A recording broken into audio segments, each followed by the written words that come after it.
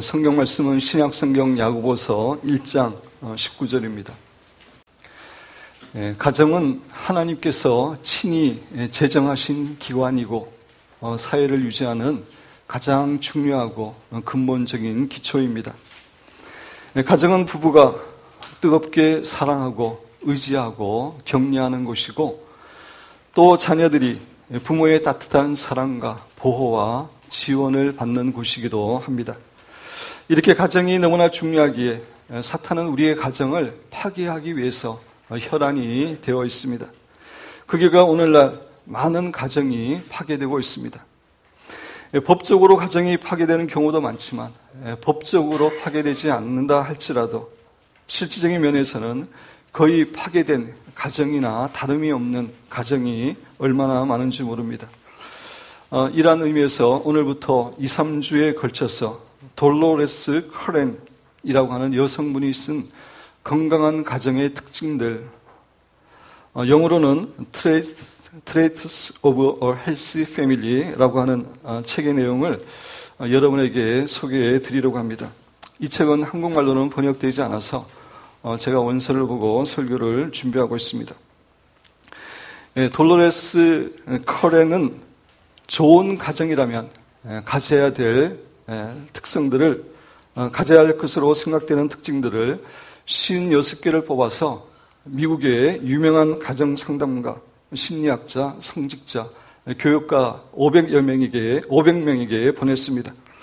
그리고 그들이 알고 있는 건강한 가정의 특징들을 15가지만 체크를 해서 보내달라고 말했습니다. 그녀는 이 설문조사를 분석하여 건강한 가정들이 가장 많이 갖고 있는 15가지 특징들을 소개하는 책을 출간했는데 큰 반향을 일으켰습니다. 이 책이 나오기 전에는 가정에 대한 책들 대부분이 알코올 중독의 가정, 결손 가정 등 문제 있는 가정들에 대한 초점을 맞추는 책이 많았습니다. 그런데 이 책은 건강한 가정들의 특징들에 대해서 조사하고 제시했다는 점에서 사람들이 많은 관심을 갖게 되었고 베스트셀러가 되었습니다. 먼저 이 책에서 이야기하고 있는 건강한 가정의 15가지 특징을 여러분에게 먼저 소개합니다. 건강한 가정들의 첫 번째 특징은 의사소통을 잘하고 다른 가족의 이야기를 잘 들어준다는 것입니다. 두 번째 특징은 가족들이 서로 잘 인정해주고 서포트 해준다는 것입니다. 세 번째 특징은 서로 존중하는 것을 가르친다는 것입니다. 네 번째 특징은 가족들 사이의 신뢰감을 발전시킨다는 것입니다. 다섯 번째 특징은 유머와 오락을 즐긴다는 것입니다. 여섯 번째 특징은 책임을 나누어진다는 것입니다. 일곱 번째 특징은 옳고 그름을 확실히 가정에서 가르쳐 준다는 것입니다. 여덟 번째 특징은 가정의 전통들을 통해서 강한 가족 의식을 갖고 있다는 것입니다. 아홉 번째 특징은 가족들 간에 잘 균형 잡힌 상호 반응을 한다는 것입니다. 열 번째 특징은 가족들이 같은 종교를 가지고 있다는 것입니다. 11번째 특징은 다른 가족의 프라이버시를 존중한다는 것입니다.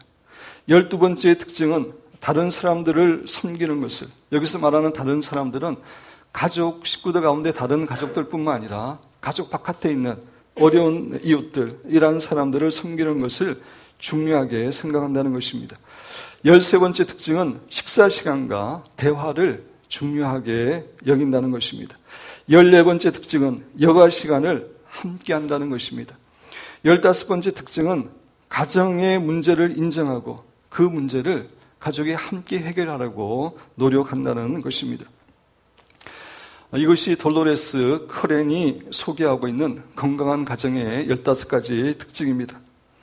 물론 어떠한 가정도 이 15가지 특징을 모두 갖고 있는 가정은 없었습니다. 이 세상에는 완벽한 가정이 없기 때문입니다. 그러나 건강하고 행복한 가정들은 이러한 특징들을 많이 갖고 있는 가정임을 알게 되었습니다.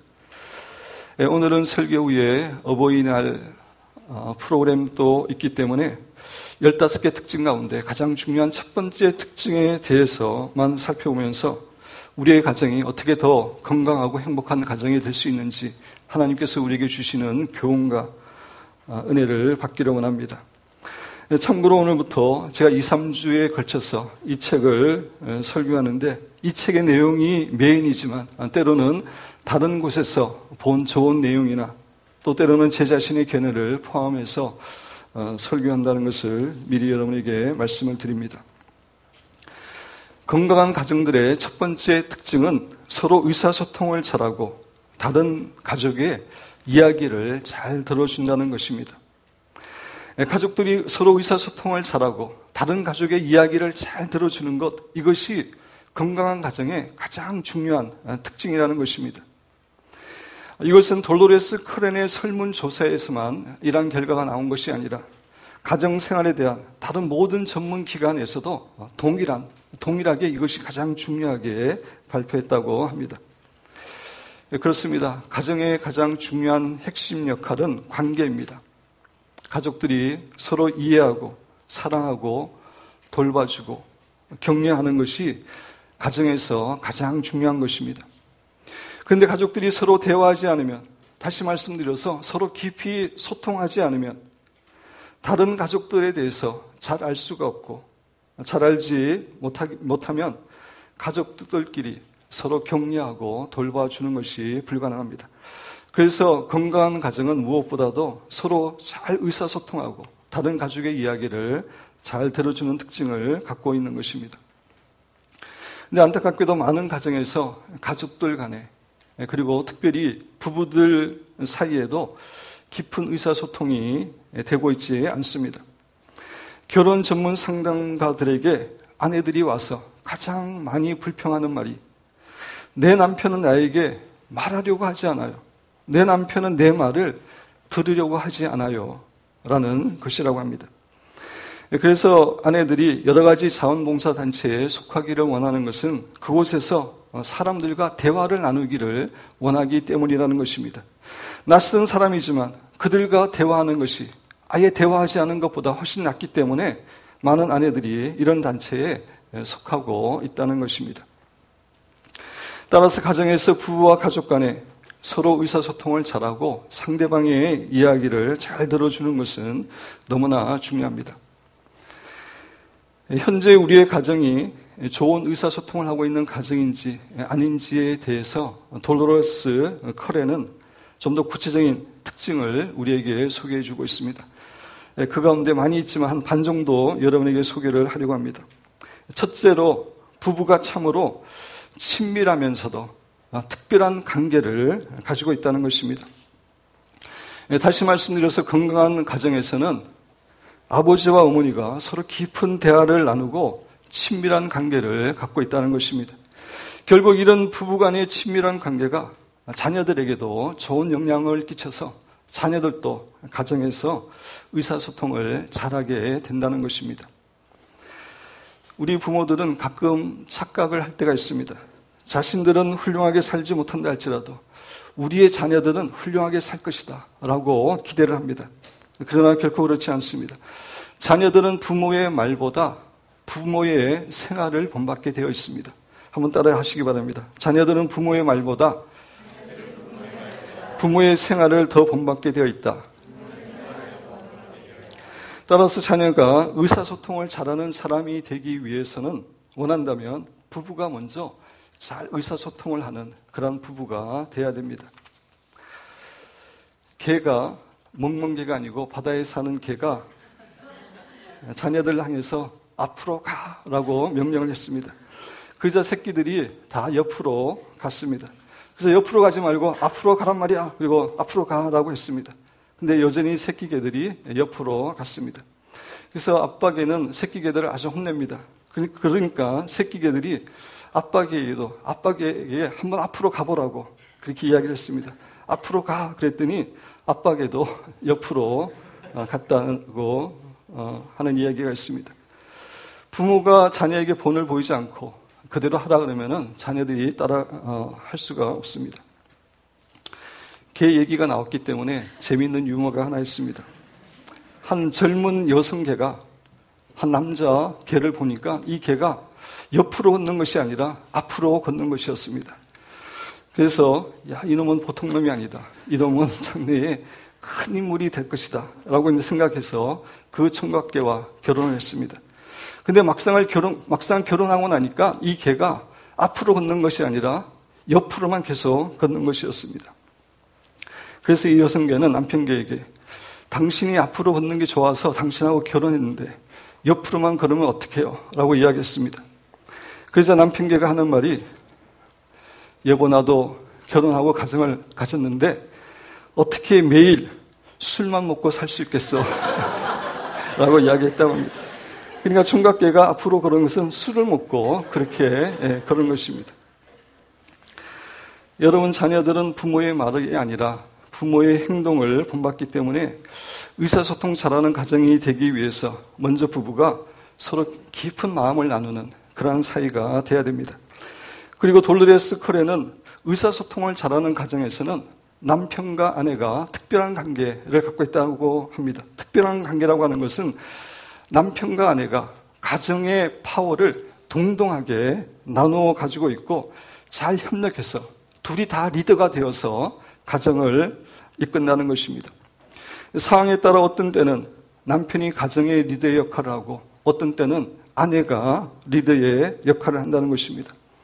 이러한 가정에서는 자녀들이 부모가 둘 다 가정의 리더라는 것을 확실하게 인식하게 된다는 것입니다. 그래서 이런 가정의 자녀들에게 가정의 리더가 누구냐고 물어보면 어떤 때는 아버지이고 어떤 때는 어머님입니다 라고 자연스럽게 대답한다는 것입니다. 물론 성경적으로 보면 가정의 머리는 남편입니다. 그렇지만 남편 혼자 모든 파워를 사용하는 것이 아니라 아내와 함께 파워를 나누어 지혜롭게 사용하는 것이 건강한 가정이라는 것입니다. 그러한 가정이 또 의사소통도 잘 되는 가정이라는 것입니다. 두 번째, 의사소통을 잘하는 가정은 다른 가족의 말을 적극적으로 들을 뿐만 아니라 그 말에 반응을 한다는 것입니다. 여기서 반응한다는 것은 말하는 가족의 감정에 공감하면서 공감하는 자세로 듣는다는 것을 말합니다. 근데 일반적으로 우리는 그러한 대화를 잘 하지 못합니다. 다른 가족의 어려운 사항이나 문제를 들을 때에 그것에 대해 단지 문제에 대한 해결책을 제시하려고 하는 그러한 대화를 하는 경향이 많이 있습니다. 그러나 의사소통을 잘하는 가정에서는 그런 대화보다는 말하는 가족의 감정에 공감해주는 그러한 대화를 한다는 것입니다. 그래서 이 책에 보면은 문제 해결을 해주는 대화와 그 상대방의 감정에 공감하는 대화 두 가지 경우를 우리에게 소개해 줍니다. 첫 번째는 그냥 문제 해결만 한 대화입니다. 17살 된 아들 톰과 아버지의 대화인데 아들이 이렇게 이야기합니다. 저는 대학에 가야 할지 말아야 할지 잘 모르겠어요. 저는 대학에 가서 잘 못 지낼 것 같아요. 라고 이야기를 합니다. 그래서 아버지가 이렇게 이야기합니다. 무슨 소리야? 너는 잘할 수 있어. 이런 식의 대화는 아들의 감정이 어떠한지, 왜 대학 생활에 있어서 힘들게 생각하는지에 대해서는 전혀 관심을 보이지 않고 해결책을 제안하거나 자신이 다 결론을 내려버리는 대화이기 때문에 결코 지혜로운 대화가 아니라는 것입니다. 아버지는 자신이 아들을 격려했다고 생각할지 모르지만 이렇게 결론적으로 말하는 것은 아들이 갖고 있는 두려움이나 감정에는 전혀 주의를 기울이지 않는 것이고 그 결과 아들과 더 대화를 지속할 수 있는데 대화를 끊어버리는 태도라는 것입니다. 아들의 마음을, 감정을 동감해주는 대화는 이렇게 한다는 것입니다. 저는 대학에 가야 될지 말아야 될지 모르겠어요. 저는 대학에 가서 잘 못 지낼 것 같아요. 왜 그렇게 생각하니? 저는 대학 생활에서 잘 공부할 수 있을 만큼 똑똑하다고 생각하지 않거든요. 그렇구나. 그런데 나도 과거에 그렇게 염려했던 적이 있단다. 아빠도 대학에서 낙제한 적이 있어요? 아니야. 그렇지만 나도 대학에 가기 전에는 대학에 우수한 인재가 많다고 생각해서 염려를 많이 했단다. 그렇지만 막상 대학에 들어가 보니까 대부분이 나와 비슷한 학생인 것을 발견했단다. 아버지가 자녀와 이러한 대화를 한다면은 이 아버지는 단지 해결책만 제시하는 것이 아니라 아들의 감정에 공감을 해준 것입니다. 이 아버지는 아들이 왜 대학 생활에 대해서 자신이 없어 하는지 확인했고 그것이 공부 때문임을 알게 되었습니다. 그 외에도 여러 가지 이유가 있을 텐데 집을 떠나는 것이 두렵기 때문에 새로운 환경에 적응하는 것이 두렵기 때문에 여러 가지 이유 때문에 대학 생활이 힘들다고 생각할 수 있었는데 정확한 이유를 알게 되었다는 것입니다. 둘째로 이 아버지는 아들의 염려가 있을 수 있는 것으로 합당한 것으로 인정했다는 것입니다. 아들의 감정을 무시하지 않았다는 것입니다. 셋째로 아버지는 자신이 아들의 나이였을 때 동일한 두려움을 갖고 있었음을 인정했습니다. 그리고 마지막으로 자신의 두려움이 실제로는 전혀 근거가 없는 것임을 설명을 했습니다. 이렇게 의사소통을 잘하는 가정에서는 상대방의 감정에 공감해주는 그런 대화를 한다는 것입니다. 사실 우리의 자녀들이 자신의 문제를 부모에게 말하는 것은 부모가 그 모든 문제를 해결해 주기를 원해서 말하는 것이 아니라는 것입니다. 부모가 자신의 문제를 다 해결해 주지 못한다 할지라도 자신의 문제를 진심으로 들어주고 자신의 감정과 마음에 공감해 주기를 원해서 말하는 경우가 많다는 것입니다. 따라서 우리는 효과적인 의사소통을 위해서 상대방에게 단지 해결책만 제시해 주는 그런 대화가 아니라 상대방의 감정을 이해하고 공감해 주는 의사소통의 방법과 기술을 발전시켜야 된다고 이 책은 교훈해 주고 있습니다. 배우자와의 대화에 있어서도 마찬가지입니다. 남자와 여자는 속성이 틀리고 그래서 대화하는 방식이나 대화하는 내용이 틀립니다. 남자는 사실과 정보를 나누는 대화를 주로 합니다. 그래서 영어로 리포트 토크라고 이야기합니다. 어떤 사실, 어떤 정보를 중요하게 여기고 그것을 위주로 이야기를 합니다. 반면에 여성분들은 느낌과 감정, 생각을 나누는 대화, 영어로 그것을 레포 토크, 레포로 형성한다 할 때 레포. 그래서 여성들은 느낌과 감정, 이러한 것들을 나누는 그러한 대화를 중요히 여긴다는 것입니다.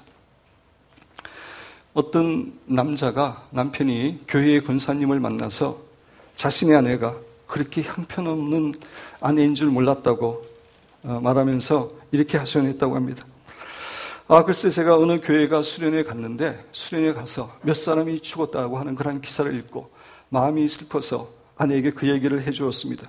그랬더니 아내가 대뜸 자기야, 자기 엄마하고 나하고 물에 빠지면 당신은 누구를 구할 거야? 라고 묻는 게 아니겠어요? 도대체 대학원까지 나온 여자가 그렇게 형편없는 질문을 하다니 정말 이해될 수 없어요. 권사님. 이렇게 말했다는 것입니다. 그런데 사실과 정보 위주의 대화를 하는 남자에게 이런 여자의 그 말을 잘 이해할 수 힘든 부분이 있지만 그렇지만 여성들은 본래 이런 대화를 하는 그런 성격을 갖고 있다는 것을 이해해야 된다는 것입니다. 따라서 부부는 배우자가 어떤 대화를 원하는지를 잘 알고 상대방에 맞추는 그런 대화를 해야 된다는 것입니다. 의사소통을 잘하는 가정은 정말 가족들의 마음에 공감해 줄 뿐만 아니라 감정에 공감해 줄 뿐만 아니라 상대방에 맞추는 이러한 대화를 한다는 것입니다.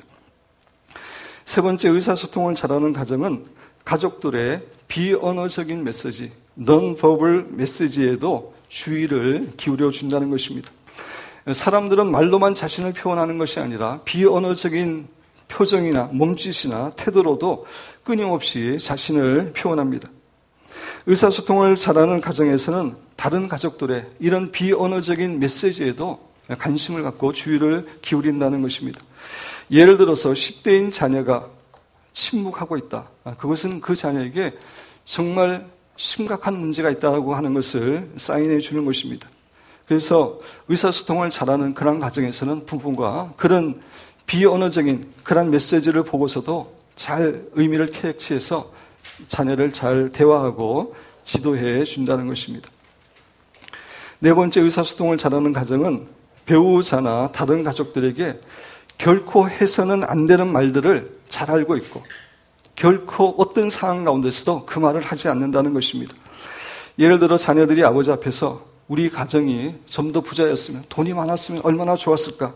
이런 말을 하는 것은 가정을 위해서 열심히 일하는 아버지에게 별로 격려가 되지 않은 그런 말일 것입니다.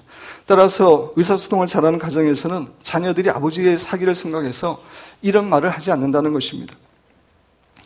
우리는 자녀들에게 결코 해서는 안 되는 말이 있습니다. 넌 하는 일이 왜 항상 그 모양이냐? 넌 어째 그렇게 지지리도 못났냐? 너는 왜 형처럼 못하니? 동생처럼 못하니? 너는 태어난 날부터 지금까지 골치를 썩여보지 않은 적이 없다니까. 어휴, 내가 어찌자고 이런 자식을 낳았는지 내가 너무 정말 한심하다. 이런 말들은 자녀들의 인격을 정말 무너뜨리고 자녀들의 인생을 망가뜨리는 그런 언어이기 때문에 결코 가정에서 사용해서는 안 되는 언어라는 것입니다. 대신에 우리는 하나님이 너를 귀하게 쓸 거야. 너는 존경받는 사람이 될 수 있어. 너는 할 수 있어. 하나님이 도우실 거야. 이런 얘기를 해야 됩니다. 그리고 배우자에게도 결코 해서는 안 되는 그런 말이 있습니다. 당신이라는 사람과 결혼해서 내 인생은 완전히 망쳐버렸어. 내가 다시 태어난다면 당신 같은 사람하고 절대 결혼하지 않을 거야. 그리고 배우자의 약점과 인격에 관한 것, 배우자의 집안의 약점에 관한 일들은 아무리 부부싸움 중이라도 그런 것들은 서로 해서는 안 된다는 것입니다. 의사소통을 잘하는 가정은 이런 것들을 분명히 알고 있고, 그래서 아무리 어려운 상황 가운데서도 이런 것들에 대해서는 이야기하지 않는다는 것입니다. 사랑하는 성도 여러분, 오늘의 설교를 마무리합니다. 사도 야고보는 사람마다 듣기는 속히 하고 말하기는 더디하라 라고 우리에게 교훈해 줍니다. 사랑하는 여러분과 저는 우리의 사랑하는 가족의 말뿐만 아니라 그들의 감정과 그들의 비언어적인 메시지까지 잘 들어주고 공감해주는 의사소통을 함으로 우리의 가정이 참으로 건강하고 행복한 가정이 되기를 주님의 이름으로 축원드립니다.